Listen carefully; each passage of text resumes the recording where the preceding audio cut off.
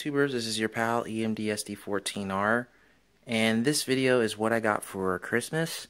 I'm really late on making this video, but I've been doing some other things and I've been really busy and I just haven't had the chance to actually make a video of what I actually got for Christmas. So I'm just making a quick video just showcasing what I actually got for Christmas. I mean, there's other things that I did get for Christmas, but I'm not including them in this video. But this is what I got as far as DVDs are concerned. So this is a anime called Recreators. Came out in last year, I think, or 2016. And if you like sci-fi, mecha, drama, and like medieval knights and stuff, it's kind of like a collaboration or a coalition of all that in one. So basically, it's about how, you know, fictional anime characters actually get transported to the real world, and there's like huge battles and stuff like that. The music that's actually in this is actually made by the same guy. I forget his name, but he's the same guy that made the music for Aldnoah Zero, which is another great anime. I highly recommend getting this if you like Japanese anime and mecha and machine battles. There is a ton of that in this series. Space battles, water battles, you name it, it's got all of it. The plot is great, and just the music is great. These are the Japanese versions. I usually buy the Japanese versions first because I like the Japanese language. I like how they talk. I like how they make funny quotes and stuff like that. I mean, even though the American voice actors can do it, it just sounds funnier to me when I hear the Japanese voice actors and actresses do it. So I usually buy the Japanese versions first with the sub English lettering on it. But yeah, highly recommend getting Recreators and Aldnoah Zero. I think they've already brought this out in English dub, but you have to buy them separately, whereas in the Japanese version you can buy seasons 1 and 2 as a set. I don't know why they broke it up for the American version, but okay. This should be getting a dub version sometime this year or next maybe, but I'm not sure on that. So like I said, I couldn't wait, so I got this. And then this one is Dragon Crisis, which is pretty cool. I just went on a whim because I saw the title, and it's pretty funny. I think it's funny. Unfortunately, this only has 12 episodes. There wasn't a second season of this made, unfortunately, but I think it's really cool. It's about these... Oopsie daisy. Hold on.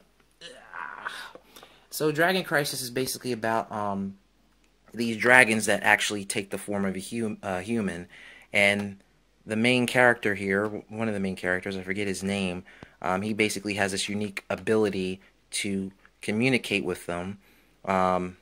This particular girl on the cover, her name, she's a dragon princess. I forget her name, but she has the ability, like, she has a fire ability, so she's known as a fire princess. I think that's what that is. She is. And she basically met him when he was a child, but he didn't remember it until later on. So basically, it's a comedy, action, love story. It's funny. It's just all around fun. But I really think this should have gotten a second season, but it actually didn't. And moving to the anime, this is basically in another world with a smartphone. So basically, the story of this is the main character here basically gets struck by lightning accidentally by God, and because he was not really upset about it, God actually sent him to a world with magic, and he could bring his smartphone with him. It's really funny. I like it. This is actually getting a second season, which is great. Don't know when it's coming out though. Highly recommend getting that. This, even though it looks like it's the Japanese version, this actually is the dub version.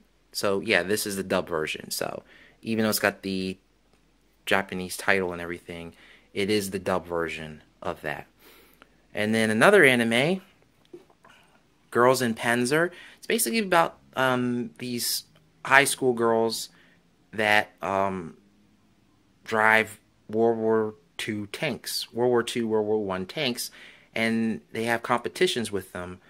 This is the TV series of it, but they also made a movie. They're actually making another movie or two, I think. And the battles are very realistic. The sound is great. You get to see the mouse. You get to see the Firefly, which is a Sherman tank, but it has an extra long barrel. You get to see the regular Shermans, stuff like that. So really, really good series. Now moving on to the trains. So this is Pentrix tape 1522 galloping through Texas. So this is when this particular locomotive was hired for the appreciation special in 2001 by Burlington Northern Santa Fe. They hired the 1522. I don't believe the 1522 is in service anymore. I believe it was retired because the maintenance cost and the insurance were just too high, so they couldn't run the engine anymore. So I think that engine was placed back into retirement. But the tape is the DVD is great. I mean, it's awesome. Frisco 1522 is an amazing steam engine. It's 482 mountain type. The first time I saw it was in the Best of 1990 when it was supposed to make a trip to St. Paul to pull an excursion train, but it actually never made it because it had bearing problems on the front truck. So it was sent to the Galesburg shops at the time, which was under Burlington Northern, and they put a pad lubrication system in.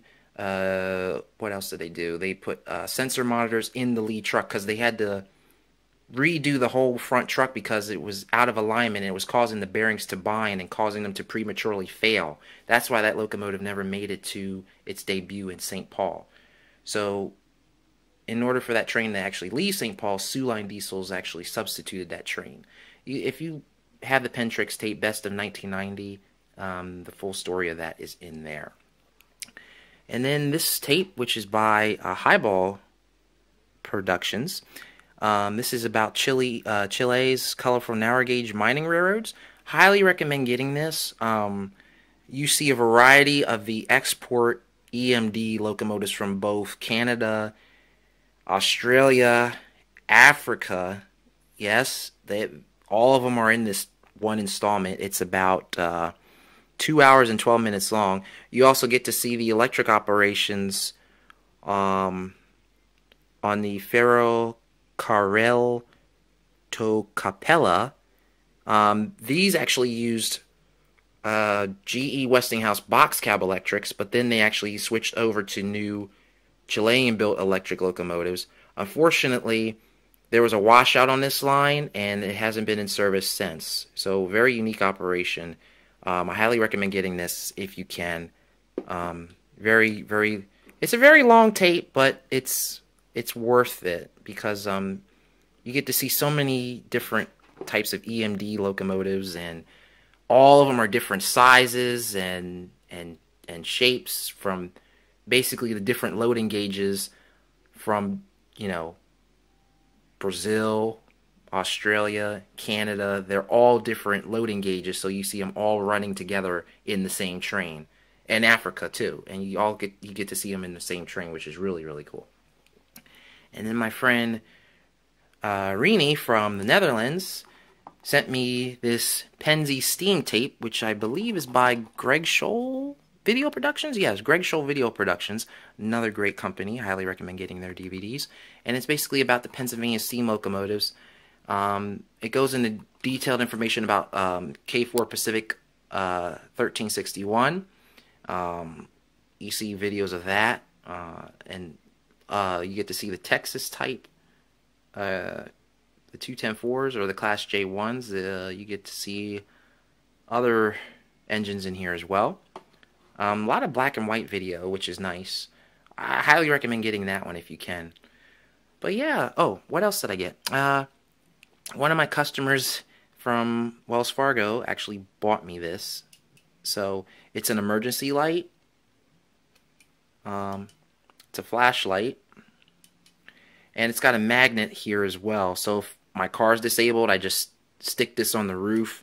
I can activate the strobe so people can see me. and it's got a windshield breaker. So if I needed to smash the windshield, I just use that. Oh, and that's a seatbelt cutter. So yeah, a multi-purpose, all-in-one device. I didn't put it in my car yet because I had to make this video, and like I said, I just been so busy, I just haven't been able to get around to making it. And then last but not least is the Dash 840 CM, which is the first one that I ever got. I am getting more of these, and you guys have seen this in many videos. I will be going into detail about the sound conversion, but I'll let you guys know right now the decoder came in today, so I probably will be tinkering with that today, so I'll make a video with that later on. But yeah, I just wanted to share this video with you guys, and I hope you enjoy. Later.